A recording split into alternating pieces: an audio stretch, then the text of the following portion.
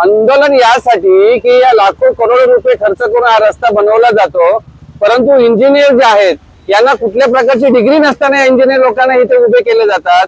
आज तुम्ही मला सांगा, रस्ता आहे हा सरळ पाहिजे होता, या ठिकाणी स्विमिंग पूल तलाव बनवून ठेवलेला आहे आणि हा रस्ता एमआयडीसीच्या अंतर्गत येत आहे। मुळात एमआयडीसी महाराष्ट्र औद्योगिक विकास महामंडळ म्हणजे सगळ्यात भ्रष्टाचाराचा महामेरू आहे। या ठिकाणी सर्व काय अलबेल आहे। तुम्ही याबाबत अधिकाऱ्यांना कळवलं होतं का? अधिकाऱ्यांना कळवलेलं आहे, पण अधिकारी कानाडोळा करतात प्रत्येक वेळेस।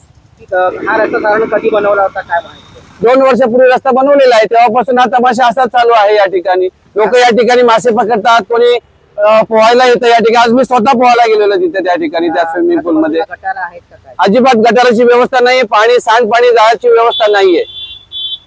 ठाणे आणि रायगड जिल्ह्यातील ताज्या बातम्या आणि घडामोडींसाठी सबस्क्राईब करा इन मराठी न्यूज चॅनल आणि दाबा बेल आयकॉन।